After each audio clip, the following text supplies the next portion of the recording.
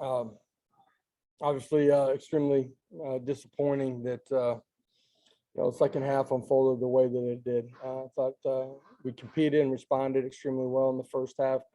Um, all three phases of the game. I thought opportunity in the second half, didn't take advantage of certain opportunities and didn't play smart football down the stretch. So not a question of wanting to as we came out of the tunnel for the second half, but obviously not being good enough competitors, smart enough competitors to go play the way that we need to against a really good football team. With that, I'll open it up. Questions? We'll start with Wes. Yeah, Josh, with some of those penalties again, I know you said a couple weeks ago that you, against Pitt that you hadn't really seen a lot of that stuff. Some of that stuff came back tonight. Was it how disappointing is that to have those things get in the way? I did. Obviously, the two on the special teams disappointing. Hitting the guy that's catching the football early, and then unsportsmanlike conduct during the course of the play. Two things that you can't do. Can't take away from an effort of what everybody else on the football teams is doing. Couple penalties on offense that hurt you in situational football. Had some moving parts up front that played a little bit of a part of that, but at the end of the day, when you're playing at this level, you got to go execute, and didn't do a good enough job of that in the second half. Austin Price and Adam Sparks. Hey, Coach. Late in the first half, you had about 30 seconds left at the 48-yard line. Did you? They originally said that you had taken 2 timeouts off the board. Was there confusion there on how many number of timeouts you had, or did you realize you had 2? It was just a tempo thing. At the end of the situation, when I don't know, there was maybe 14 seconds on the clock there. Wanted to stay in tempo. That was just a choice by me. They got the ball spotted a little bit sooner than I anticipated, but felt like we had a chance to hit a shot down the seam on them and catch those guys out of position. Didn't hit it.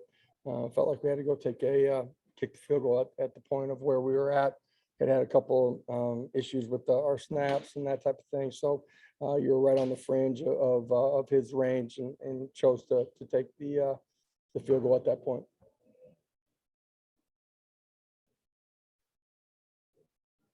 Adam?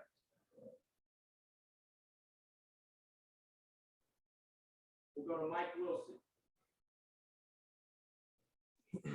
Yeah, Josh, what did you think of Hendon's game today? And was Joe healthy enough to start this game? And then what's Hendon's status coming out of this too? Yeah, really didn't want to play Joe in this game if we could, just based off of the amount of work that he got during the week and where we felt like he was at the end of the week.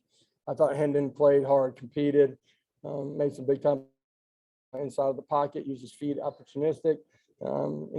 Had a play or two down the field that we didn't connect on. I thought he, handled the noise, the communication for the most part in a really positive way during the course of the game.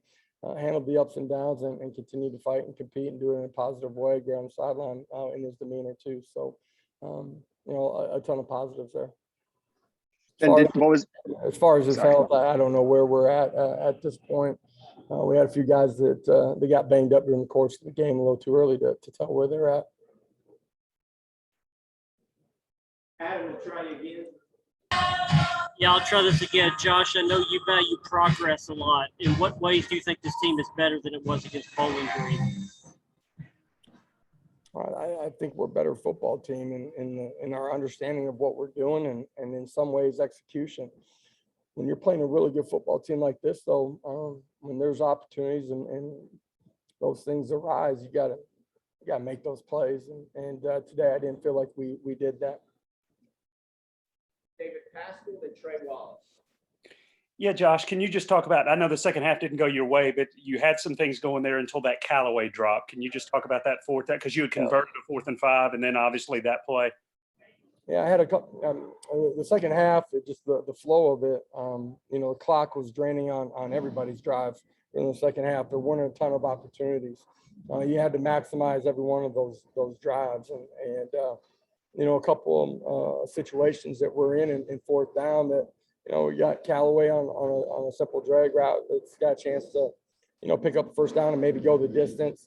We're in a 4th and short and unique situation, having moved centers and end up in a delay of game there, and feel like you have to punt the football. So just some unique things that unfolded that you can't do if you want to win against a really good football team like this, you just can't do it as a program. So we got to get better.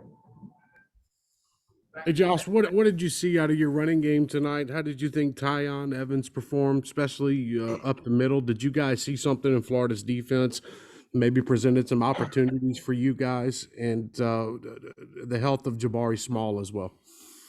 Yeah, Jabari's health, we'll find out. I thought he played and competed hard during the course of the game tonight, got a lot of production out of him. Beginning of the second half, one of those drives, I thought we did a great job of consistently running the football and picking up, nickels and really more than that at times. I thought they ran with great pad level and strain and effort. Thought we moved the line of scrimmage in the second half. I don't think we did it consistently enough in the first half. A couple of those drives where we didn't get it started. But we'll go back and watch the video and see more.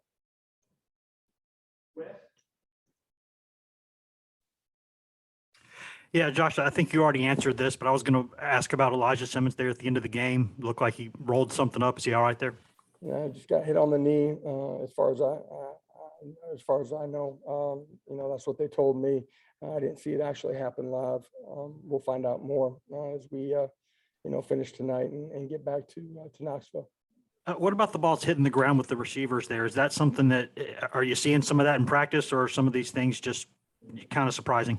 Talking about the drops. Yes.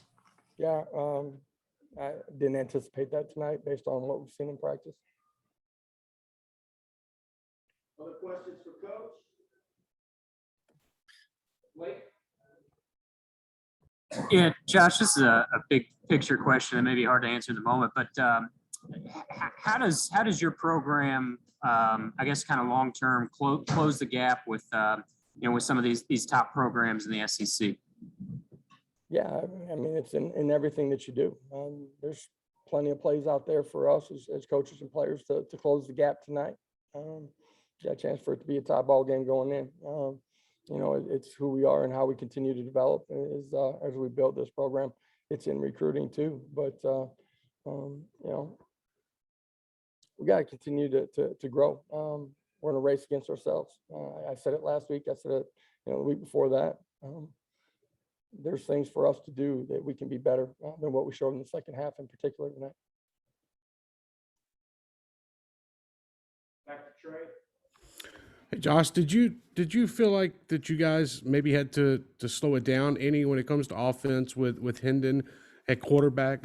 And then also when you look at the situation right now at the quarterback position, is it more or less some guys understanding schemes down the field when they're open, or is it just the quarterback not finding that read? I mean, we had a couple of plays tonight. We missed a couple of plays. Quarterback, has to move in the pocket, doesn't hit it. We got some things underneath that are wide open too, that are big runs and catches afterwards that, we don't connect on, whether that's the throw or the catch. We just got to continue to get better. Got to do it quickly. Thank you, Coach. We'll have players shortly. Thank you, guys. Have a great night.